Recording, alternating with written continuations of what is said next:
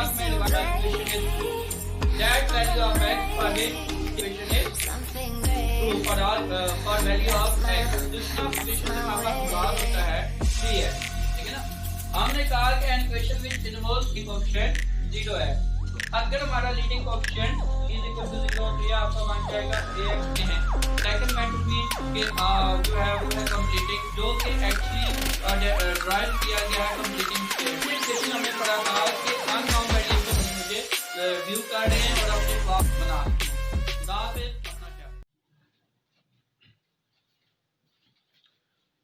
औज़ुबिल्लाहि बिस्मिल्लाहिर्रहमानिर्रहीम। Dear students, कैसे हैं? अस्सलाम वालेकुम।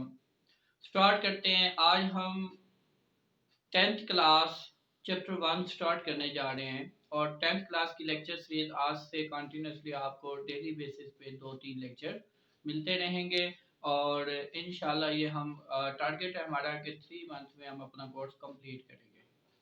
तो 10th की जो बुक है उसमें 13 चैप्टर हैं और हम चैप्टर 1 स्टार्ट कर रहे हैं।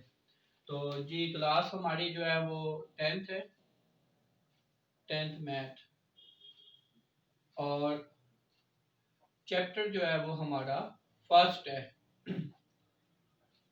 चैप्टर 1 हम स्टार्ट कर रहे हैं।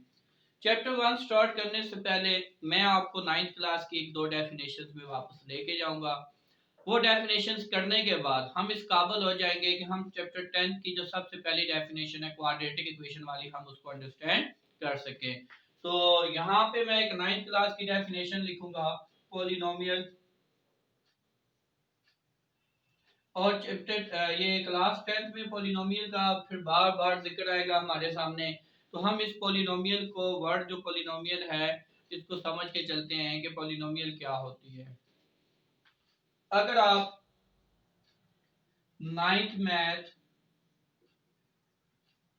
चैप्टर 4 में जरा देखें, तो चैप्टर 4 में देखें तो कहता है an algebraic expression, an algebraic expression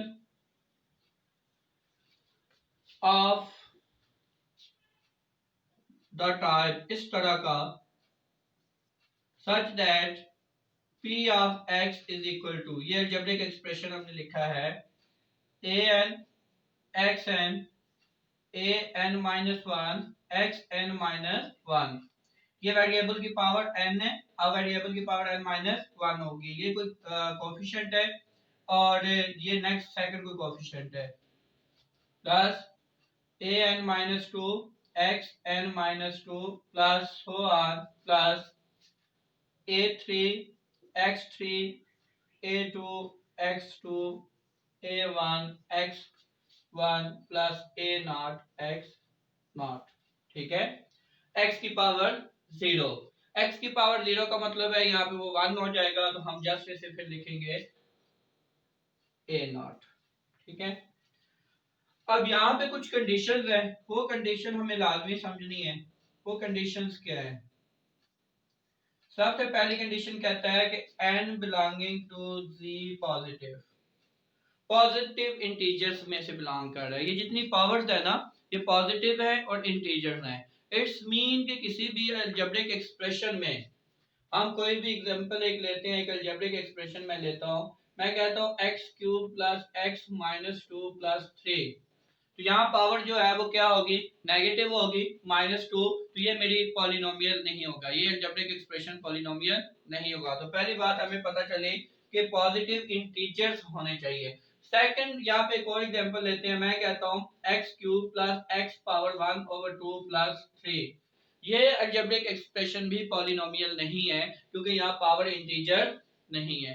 तो हमने ये कहा कि अलजेब्रिक एक्सप्रेशन में ये देखें ना, पावर कम होती जा रही है और पावर जो है वो सारी क्या होनी चाहिए।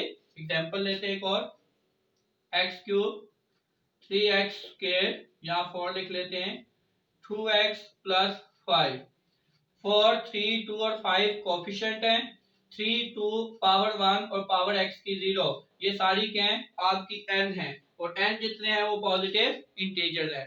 यहाँ कोई पावर नेगेटिव नहीं है और कोई पावर फ्रैक्शन नहीं है, तो ये आपकी जो है ये पॉलिनोमियल है, लेकिन ये दोनों आपकी पॉलिनोमियल नहीं है। जो सेकंड कंडीशन है वो अगर हम देखते हैं तो उसमें कहता है कि ए एन जितने हैं बिलोंगिंग टू आर। ये ए एन क्या थे हमारे, वो ये कोफिशिएंट थे। ये सारे कोफिशिएंट रियल होने चाहिए। सारे कोफिशिएंट क्या होने चाहिए, रियल होने चाहिए। रियल नहीं होते ऐसा देखते हैं कि हो भी सकता है कि रियल ना हो। जैसे मैं लिखता हूं 2 iota x cube plus 3 iota plus 2 into x square plus 3। यहाँ पे देखें ये जो कोफिशिएंट एक्स क्यूब का या एक्स स्क्वायर का ये दोनों क्या है, इमेजिनरी है, रियल नहीं है। इमेजिनरी आपने 9th क्लास में चैप्टर 2 में कॉम्प्लेक्स नंबर्स पढ़े हुए हैं। तो फिर ये भी हमारी पॉलिनोमियल नहीं होगी। तो हमने कॉन्सेप्ट लिया पॉलिनोमियल का। पॉलिनोमियल क्या होती है, कोई भी अलजेब्रिक एक्सप्रेशन होता है, कोई भी अलजेब्रिक एक्सप्रेशन होता है जिसमें जो वेरिएबल की पावर होती है वो डिक्रीज हो रही होती है और साथ हर वेरिएबल की पावर के साथ कोई कांस्टेंट होता है जो उसका कोएफिशिएंट होता है। और कोएफिशिएंट जितने हैं वो हमारे क्या होने चाहिए, रियल होने चाहिए। और पावर्स जितनी है वेरिएबल की वो पॉजिटिव इंटीजर होनी चाहिए। अगर आपकी पावर पॉजिटिव इंटीजर नहीं है, कोई पावर नेगेटिव आ जाती है या फिर कोई पावर आपकी ऐसी है जो फ्रैक्शन में है, आपने 9th क्लास में चैप्टर 2 में इंटीजर सेट पढ़ा हुआ है, सेट ऑफ इंटीजर्स। तो वहां आपको पता है कि इंटीजर्स वो होते हैं जो कंप्लीट नंबर होते हैं जिनके साथ फ्रैक्शनल पार्ट डेसिमल पार्ट नहीं होता। तो ये हमारी डेफिनेशन रही पॉलिनोमियल की। और इसमें एक बात हमने याद रखनी है कि डिग्री ऑफ पॉलिनोमियल क्या होती है। Degree of polynomial, degree of polynomial, ये जो हमारी वेरिएबल की हाईएस्ट पावर होती है किसी भी एक्सप्रेशन में या अलजेब्रिक एक्सप्रेशन या अलजेब्रिक इक्वेशन में, वेरिएबल की हाईएस्ट इन्वॉल्व पावर जो होती है वो उसकी क्या कहलाती है, degree. Highest power of involve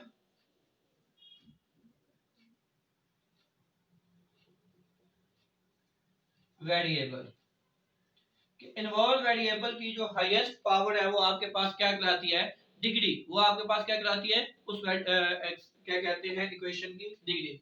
यहाँ कुछ और हम एग्जांपल्स लेते हैं, कुछ और एग्जांपल्स की तरफ जाते हैं। मैंने लिखा 2x4 प्लस 3x प्लस 1। तो डिग्री इसकी क्या है बेटे, इसकी डिग्री 4 है। इसमें जो वेरिएबल इन्वॉल्व है उसकी हाईएस्ट पावर कितनी है, 4 है। इसी तरह हम लिखते हैं 2 plus 3x sorry 3x plus 1। इस अलजेब्रिक एक्सप्रेशन या इस पॉलिनोमियल की डिग्री कितनी है, तो इसकी डिग्री हमारे पास 2 है। तो डिग्री क्या आती है, इन्वॉल्व वेरिएबल की हाईएस्ट पावर। बेटे हमने पॉलिनोमियल का कांसेप्ट लिया, अब हम क्वाड्रेटिक इक्वेशन की डेफिनेशन की तरफ जाते हैं। इस क्वाड्रेटिक इक्वेशन की डेफिनेशन को समझने से पहले यहाँ पे फिर मैं एक छोटा सा 9th की एक और डेफिनेशन रिवाइज करके फिर आगे चलेंगे। तो हम आ जाएंगे किसके ऊपर, क्वाड्रेटिक इक्वेशन ऑटोमेटिकली हमें समझ आ जाएगी। क्वाड्रेटिक इक्वेशन को समझने के लिए मैं 9th क्लास में एक और डेफिनेशन उठाता हूं, लीनियर इक्वेशन। अच्छा आपने 9th क्लास में पढ़ा था कि A X plus B is equal to 0, A B belonging to R. इस टाइप की जो इक्वेशन होती है उसको हम लीनियर कहते हैं। और फिर इसको एक और हम बात कह सकते हैं कि first degree polynomial, first degree polynomial, इसको हम फर्स्ट डिग्री पॉलिनोमियल भी कहते हैं। ये देखें ना हमारा algebraic expression A N x N था, A N minus 1 X N minus 1 plus so on plus a1 x plus a nought, यही था। और अगर मैं पॉलिनोमियल एक्सप्रेशन की बात करता हूं, इस एक्सप्रेशन में अगर आप पुट करें n इज इक्वल टू 1 तो आपकी पावर 1 हो जाएगी। तो ये बनेगा a n x 1 plus a not x not. और इस अलजेब्रिक एक्सप्रेशन से जो इक्वेशन बनेगी, इस अलजेब्रिक एक्सप्रेशन से जो इक्वेशन बनेगी, रिवर्स पे ध्यान दीजिएगा, तो वो जो इक्वेशन होगी वो हमारे पास क्या बनती है, लीनियर इक्वेशन। क्या बनती है, लीनियर इक्वेशन। तो ये आपने 9th क्लास में डेफिनेशन पढ़ी थी लीनियर इक्वेशन की। अब यहाँ पे एक और बात मैं रिवाइज करता जाता हूं कि सॉल्यूशन ऑफ इक्वेशन हमने पढ़ा था उससे क्या मुराद है? सॉल्यूशन ऑफ इक्वेशन जो हमने पढ़ा था इससे क्या मुराद है? सॉल्यूशन ऑफ इक्वेशन से मुराद है बच्चों के value of variable, value of variable which satisfy the equation। किसी इक्वेशन का सॉल्यूशन जो होता है, फॉर एग्जांपल मुझे लिखा हुआ है कि 2x + 1 = 0, ये एक लीनियर इक्वेशन है जी, 100% है। मुझे कहा जाता है कि इसका सॉल्यूशन फाइंड करें, तो what does mean by solution? The mean of solution is we have to find the value of x for which this equation is true, that value of x for which this equation is true। So let's suppose I put x is equal to 1, so 2 into 1 plus 1 is equal to 0, so 2 plus 1 is equal to 0, 3 is equal to 0, but we know that 3 not equal to 0, so 1 is not solution of this expression, this equation, so 1 is not solution of this equation। We know that how we solve the linear equation, so to solve a linear equation we find the value of variable like this, 2x is equal to -1 and x is equal to -1 over 2. This is the value of x for which this linear equation is true for all for value of x. This is that value. So if we put x is equal to -1 over 2, so we will get, let's check, we put x is equal to -1 over 2, so it will become 2 times -1 over 2 plus 1 is equal to 0, so -1 plus 1 is equal to 0, 0 is equal to, so for this value of x our equation is true, left hand side is equal to right hand side, so we said that x is equal to -1 over 2 is solution, solution of linear equation. इस linear equation का जो solution है वो हमारे पास क्या है? -1/2 है। तो सॉल्यूशन ऑफ इक्वेशन से हमारे पास क्या मुराद होता है? सॉल्यूशन ऑफ इक्वेशन से हमारे पास मुराद होता है, इट्स मीन दैट के value of variable for which this equation is true, तो we have to find that value for which this equation is true. तो सॉल्यूशन हमारे पास जब लिखते हैं तो हम इसे लिखते हैं सॉल्यूशन सेट में। सॉल्यूशन सेट में x की वो वैल्यू लिखी जाती है जिसके लिए एक्सप्रेशन ट्रू होता है। तो हमने सॉल्यूशन ऑफ इक्वेशन पढ़ा, अभी हम लीनियर इक्वेशन के ऊपर है। अगर मैं लीनियर इक्वेशन को क्वाड्रेटिक इक्वेशन की तरफ लेके जाना चाहूं तो यहां से हमारी 10th की डेफिनेशन स्टार्ट होने लगी है क्वाड्रेटिक इक्वेशन। तो क्वाड्रेटिक इक्वेशन की डेफिनेशन पढ़ते हैं तो हमने एक बात याद रखनी है कि जो लीनियर इक्वेशन थी उसकी हाईएस्ट पावर वेरिएबल की 1 थी क्योंकि वो फर्स्ट डिग्री पॉलिनोमियल थी, इसलिए उसके सॉल्यूशन सेट में एक ही वैल्यू आती है, उसका एक ही सॉल्यूशन होता है। Now quadratic equation, quadratic equation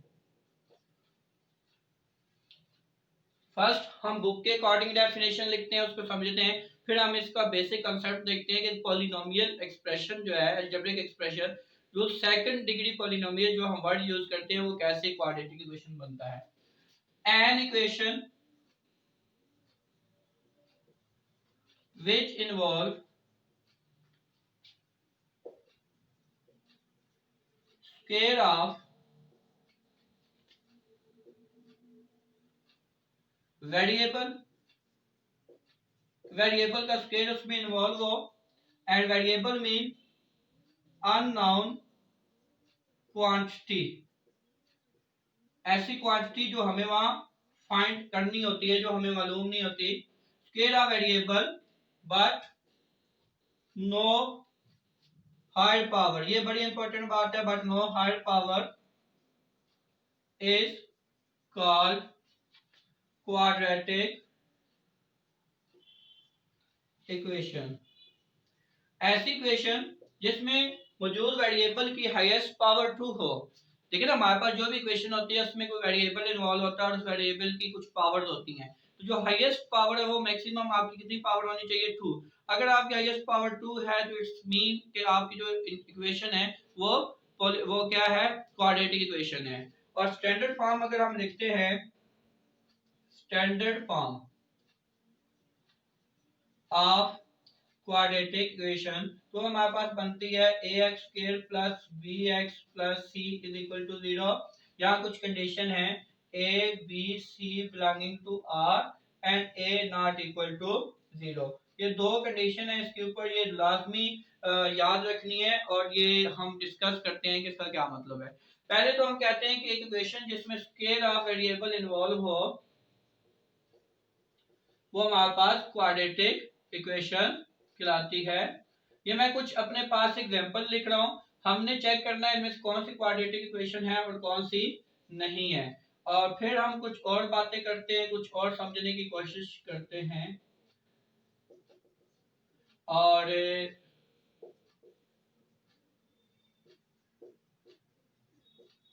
ये तो यहाँ पे हम देखते हैं, तो हम कहते हैं कि ये इक्वेशन जो है इसमें वेरिएबल का स्केल मौजूद है, तो ये क्वाड्रेटिक इक्वेशन है हमारी।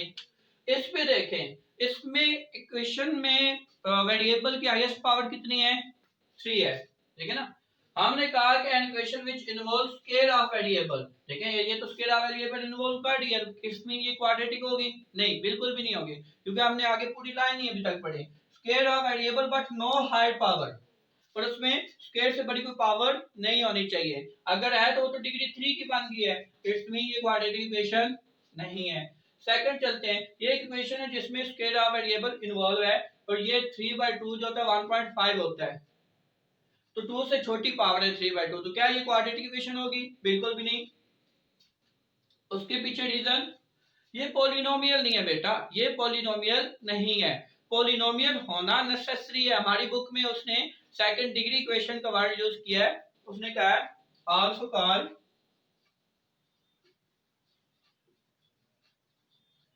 सेकंड डिग्री इक्वेशन, इसको सेकंड डिग्री इक्वेशन भी कहते हैं। तो सेकंड डिग्री इक्वेशन का मतलब ही क्या है कि second degree equation mean polynomial of second degree, तो बेटे ये पॉलिनोमियल ही नहीं है, तो इसकी डिग्री सेकंड हो भी तो ये क्वाड्रेटिक इक्वेशन नहीं है। नीचे आते हैं, इसी तरह ये पॉलिनोमियल नहीं है क्योंकि इसमें पावर नेगेटिव है, इसमें फ्रैक्शन में थी, तो ये भी हमारी क्वाड्रेटिक इक्वेशन नहीं है।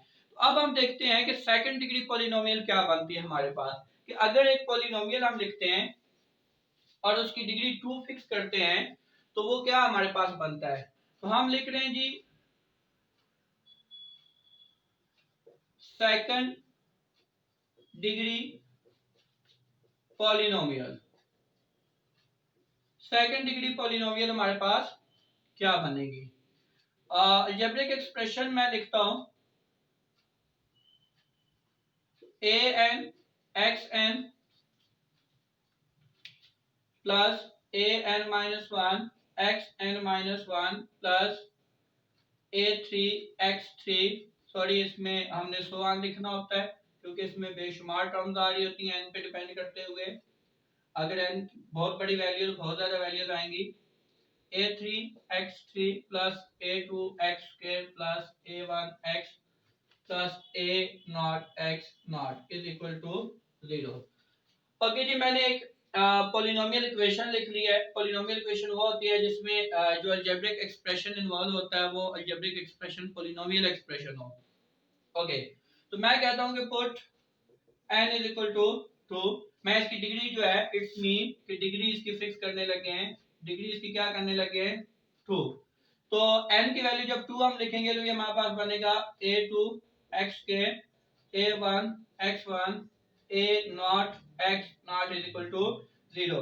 अब इसको अगर आप कंपेयर करें जो हमने इसकी स्टैंडर्ड फॉर्म लिखी है तो ये एग्जैक्टली वही बन रही है, ठीक है ना। ये a2 और a कोफिशिएंट है, a1 और b कोफिशिएंट है, a नॉट और c कोफिशिएंट है, यहाँ x की पावर 0 है, x की 1 और x की 2। तो देखिए सेकंड डिग्री पॉलिनोमियल जो होती है वो हमारे पास क्या बनती है, क्वाड्रेटिक इक्वेशन बनती है। अब हमने सेकंड डिग्री पॉलिनोमियल का कांसेप्ट क्लियर कर लिया, अब हम इसके ऊपर कुछ और चीजें देखते हैं, कुछ कंडीशंस देखते हैं।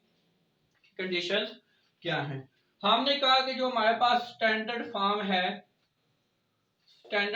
है ऑफ क्वाड्रेटिक इक्वेशन, अब मैं इसके लिए शॉर्ट की यूज कर रहा हूं QE की, लेकिन आपने पेपर में जो बोर्ड का पेपर होता है उसमें आपने पूरा वर्ड ही लिखना होता है क्वाड्रेटिक इक्वेशन, कोशिश कीजिएगा। ओके, तो वो हमारे पास है ax के bx plus c is equal to 0, A not equal to 0 and A, B, C belonging to R.